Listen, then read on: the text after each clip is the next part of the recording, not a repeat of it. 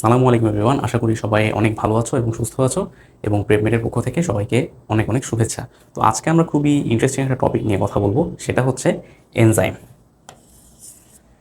তো এনজাইম সম্পর্কে আমরা সবাই কম বেশি জানি। এটা হচ্ছে এক ধরনের কেমিক্যাল যেটা আমাদের লিভিং বডিগুলোতে তৈরি হয়। লিভিং যেসব উদ্ভিদ রয়েছে এবং লিভিং যেসব প্রাণী রয়েছে সবার দেহে কিন্তু কম বেশি বিভিন্ন ধরনের এনজাইম উৎপাদন হয়। এমনকি এককোষী যে ব্যাকটেরিয়া রয়েছে এই এককোষী ব্যাকটেরিয়াগুলোর দেহেও কিন্তু অনেক ধরনের এনজাইম তৈরি হয়, যে এনজাইমগুলো দিয়ে তারা আমাদেরকে বিভিন্ন ধরনের রোগে আক্রান্ত করে, খাবার নষ্ট করে ফেলে, আরও বিভিন্ন কিছু করে। তো আজকে আমরা এনজাইম সম্পর্কে জানবো। তো প্রথমেই বলে রাখি যে লাস্টে ASE এই ওয়ার্ডটা কিন্তু অধিকাংশ এনজাইমের নামের শেষেই থাকে, যেমন হাইড্রোলেজ, প্রোটিয়েজ, সেলুলেজ, এই সেই অনেক এনজাইমের নামের শেষে কিন্তু ASEটা থাকে। তবে কিছু কিছু এনজাইমে নাও থাকতে পারে। তো আমরা চলে যাই বিভিন্ন ধরনের এনজাইমের ব্যবহারে। তো এটা আমাদের জন্য ইম্পর্টেন্ট একটা টপিক। আমাদের কোর্স রসায়ন যে চ্যাপ্টারটা রয়েছে HSC বোটানিতে, তার খুবই ইম্পর্টেন্ট একটা টপিক। তো প্রথমত আছে সেলুলেজ। তো সেলুলেজ লাস্টে এই যে এজ আছে, এবং আমরা সবাই সেলুলোজ সম্পর্কে নিশ্চয়ই জানি। সেলুলোজ কি? সেলুলোজ হচ্ছে একটা গুরুত্বপূর্ণ শর্করা, গুরুত্বপূর্ণ একটা গাঠনিক শর্করা, এবং পৃথিবীতে যত ধরনের উদ্ভিদ কোষ রয়েছে অধিকাংশ উদ্ভিদ কোষই কিন্তু এই সেলুলোজ দ্বারা তৈরি। তো এই সেলুলেজ যে এনজাইমটা রয়েছে এটা কোথায় কোথায় থাকে? এটা মূলত পোকামাকড় এবং পশুদের যে অন্ত্র রয়েছে, বৃহদন্ত্র, সেখানে এটা থাকে। পোকামাকড় এবং পশু পাখিদের যে বৃহদন্ত্র রয়েছে তাদের বৃহদন্ত্রে এই সেলুলেজ এনজাইমটা প্রাকৃতিকভাবেই থাকে। কিন্তু আমাদের কিন্তু আবার সেলুলোজ এনজাইমটা থাকে না, কারণ আমরা কিন্তু ঘাস বা বিভিন্ন ধরনের উদ্ভিদগুলোকে সরাসরি খেতে পারি না। অনেক উদ্ভিদকে আমরা সরাসরি খেতে পারি না, যেটা পশু পাখি বা পোকামাকড়রা পারে। তো প্র্যাকটিক্যালি সেলুলোজের যেসব ব্যবহার রয়েছে, যেমন কফি প্রক্রিয়াজাতকরণ।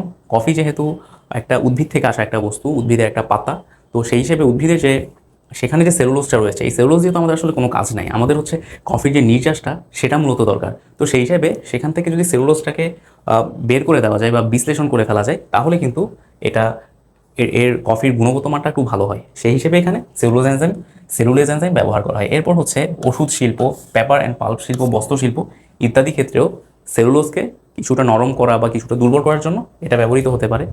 এর বাইরে ওয়াশিং পাউডার, লন্ড্রি ডিটারজেন্ট, যেগুলোতে সেলুলেজ ইউজ করা হয়, এটার কারণ হচ্ছে এই ময়লা জাতীয় যেসব সেলুলোজগুলো রয়েছে এগুলোকে দূর করা। এর বাইরে ফলে টুসও বিভিন্ন এনজাইম, বিভিন্ন পানীয় উৎপাদনে সেলুলোজ এনজাইমটা ইউজ করা হয়। দেন আমরা যদি আসি জাইমেজ।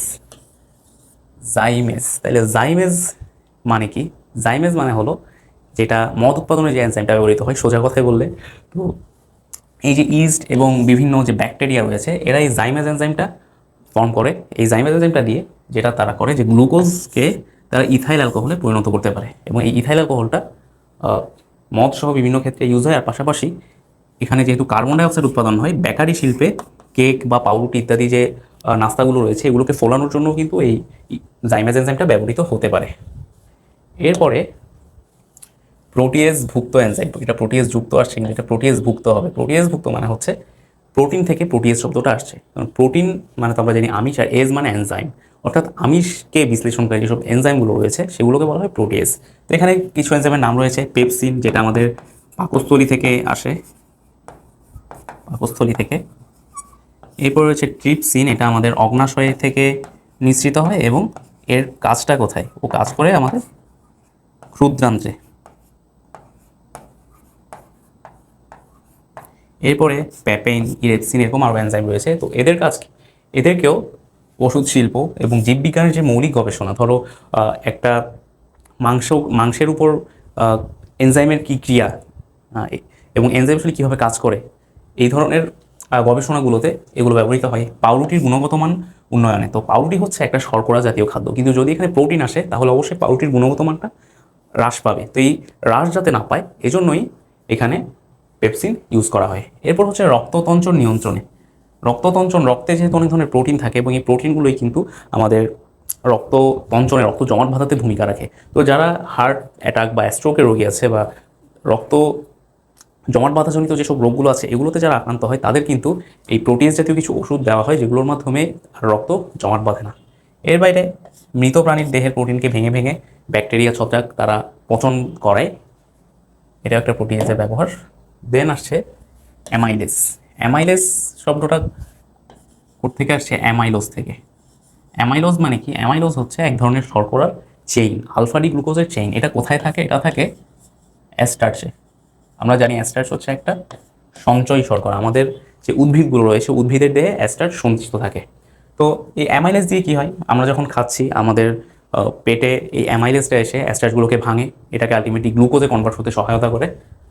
এর পাশাপাশি অ্যাস্টার্চকে ভেঙে যে মব জাতীয় জিনিসগুলো তৈরি করা হয়, এগুলোতে ব্যবহৃত হয়। আবার আমরা যখন ভাত খাই তখন সেখানে কিন্তু অ্যাস্টার্চ লেগে থাকে, অর্থাৎ যে প্লেটে আমরা ভাত খাই, প্লেটটা যে ডিটারজেন্টগুলোতে দিয়ে ধোয়া হয় সেখানেও একটু অ্যামাইলেজ দিয়ে দেওয়া হয় যাতে ভাতটা ইজিলি চলে যায়।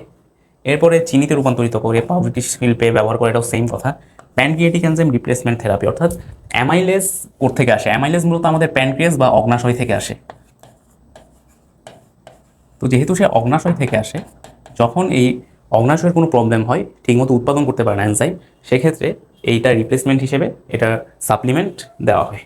দেন হচ্ছে বীজের অঙ্কুরোদ্গমে বিটা অ্যামাইলেজ ভূমিকা পালন করে। অর্থাৎ বীজে একটা বীজ তো প্রথমে অসবুজ থাকে, তার যে মানে শক্তি উৎপাদন করে যে সে বেঁচে থাকবে, এই বেঁচে থাকার জন্য কিন্তু তার সবুজ হওয়া পর্যন্ত তাকে ওয়েট করতে হয়, মানে খাদ্য উৎপাদনের জন্য, নিজের খাদ্যের উপর বেঁচে থাকার জন্য। তো ততদিন পর্যন্ত এই তার বডিতে যেটা তার প্রিভিয়াস মাতৃ উদ্ভিদ থেকে যে শক্তিটা নিয়ে আসে, সে পুষ্টি উপাদানটা নিয়ে আসে, এটাকে ভাঙার জন্য এই বিটা অ্যামাইলেজ ইউজ হয়। আবার অ্যাস্টার্চ থেকে কর্ন সিরাপ তৈরির জন্য, অর্থাৎ মিষ্টি যে ক্যারামেল জাতীয় যে সিরাপটা রয়েছে, এই সিরাপটা তৈরির জন্য এই এনজাইমটা ব্যবহার হয়, অ্যামাইলেজ। দেন আসছে ক্যাটালেজ। খুবই ইম্পর্ট্যান্ট, খুবই ইম্পর্ট্যান্ট একটা বিষয়। কারণ হচ্ছে এই ক্যাটালেজটা আমাদের একটা জীবন রক্ষাকারী এনজাইম। কারণ এই ক্যাটালেজ যদি না থাকতো আমাদের বডিতে আমরা খুব দ্রুতই মারা যেতাম। কারণ এই ক্যাটালিস্টটা কী করে? ক্যাটালিস্টটা হচ্ছে এই যে হাইড্রোজেন পারক্সাইড, হাইড্রোজেন পারক্সাইডকে ভেঙে পানি এবং অক্সিজেন তৈরি করে। তাহলে হাইড্রোজেন পারক্সাইড এটা যখন ক্যাটালিসের সংস্পর্শে আসে, তখন এখান থেকে পানি এবং অক্সিজেন তৈরি হচ্ছে। তো এখানে যে পানি এবং অক্সিজেন তৈরি হচ্ছে, এটার ফলে যেটা হচ্ছে, এই হাইড্রোজেন পারক্সাইডটা নিষ্ক্রিয় হয়ে যাচ্ছে। এবং হাইড্রোজেন পারক্সাইড কিন্তু একটা বিষাক্ত জারক পদার্থ। তো আমাদের বডি এই ক্যাটালাইজ এনজাইম থাকার কারণে বিষাক্ত জারক পদার্থটাকে নিউট্রালাইজ করে দিতে পারে এবং এর ক্ষতি থেকে আমাদেরকে রক্ষা করতে পারে। তো আবার পাশাপাশি এই যে হাইড্রোজেন পারক্সাইড কাপড় থেকে আলাদা করার জন্য, তারপর চোখের কন্ট্যাক্ট লেন্স পরিষ্কার করার জন্য, খাদ্যের জারণের মাধ্যমে যে পচন হয় এটারও থেকে খাদ্যকে বাঁচানোর জন্য ইউজ করা হয়। এর বাইরে পনির তৈরিতে ইউজ করা হয়। তো এগুলো হচ্ছে বিভিন্ন ধরনের কাজ। আবার আরেকটা হচ্ছে চুলে যে কালার করা হয়, এই চুলে রং করার জন্য কিন্তু হাইড্রোজেন পারক্সাইড ব্যবহৃত হয়। এটা আমি একটু হাইড্রোজেন পারক্সাইডের ব্যবহার বললাম, এটা কিন্তু আবার ক্যাটালাইজের ব্যবহার না, এটা হচ্ছে হাইড্রোজেন পারক্সাইডের ব্যবহার, একটা এডিশনাল ইনফরমেশন, এটাও কিন্তু আসে। এটা কেমিস্ট্রি সেকেন্ড পার্টের একটা বিষয়। দেন আমরা যদি আসি লাইপেজ। লাইপেজ শব্দটা আসছে লিপিড থেকে। লিপিড মানে কি? লিপিড মানে স্নেহ বা তেল চর্বি জাতীয় যেসব পদার্থগুলো রয়েছে, এগুলোকে একত্রে লিপিড বলা হয়। তো লাইপেজ মানে কি? লাইপেজ মানে হচ্ছে যারা লিপিডকে পরিপাক করে। তো এরা কোথায় কোথায় ব্যবহৃত হয়?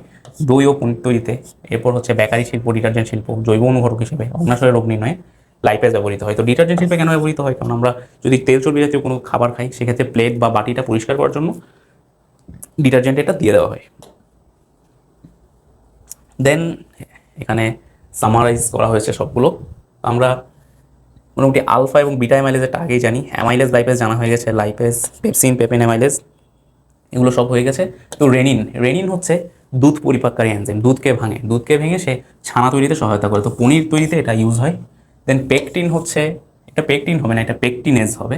পেকটিনেজ এনজাইমটা হচ্ছে ফলের রস পরিষ্কারে ব্যবহৃত হয়। ফলের রসে যে ঘোল তৈরি হয় এটা দূর করাতে ব্যবহৃত হয়। এরপর ইউরিয়েস হচ্ছে রক্তে ইউরিয়া শনাক্তকরণ, আর ইউরিকেস হচ্ছে রক্তে ইউরিক অ্যাসিড শনাক্তকরণে ব্যবহৃত হয়। দেন এখানে ট্রিপসিন, এটা হচ্ছে আমাদের একটা অগ্নাশয় এনজাইম। তো অগ্নাশয় যদি কাজ করতে না পারে সেক্ষেত্রে রিপ্লেসমেন্ট হিসেবে ব্যবহৃত হয়। আর পাশাপাশি চোখের ছানির অস্ত্রোপচারে ইউজ হয়। চোখের ছানির যে অপারেশন করা হয় সেক্ষেত্রে তখন আমাদের লেন্সটাকে এই ট্রিপসিন দিয়ে গলানো হয় এবং একটা সিরিঞ্জের মধ্যে নিয়ে নেওয়া হয় এবং আলটিমেটলি অপারেশন শেষ করে সেটা আবার দিয়ে দেওয়া হয়। দেন অক্সিলেজ এবং পারঅক্সিলেজ ডায়াবেটিস নির্ণয়ে ব্যবহৃত হয়। তো প্রোটিওলাইটিক এনজাইম প্রোটিন নিয়ন্ত্রণে, তো ইত্যাদি ইত্যাদি। তো এগুলো আসলে অতটা ইম্পর্টেন্ট না, তোমরা তোমাদের বই থেকে একটু রিডিং পড়লেই চলবে, খুব বেশি ইম্পর্টেন্ট এই কারণে আমি আর ভিডিওটা লম্বা করছি না। তো সবাই খুব ভালো মতো পড়াশোনা করবে। আজকের ভিডিওটা এই পর্যন্তই। আসসালামু আলাইকুম।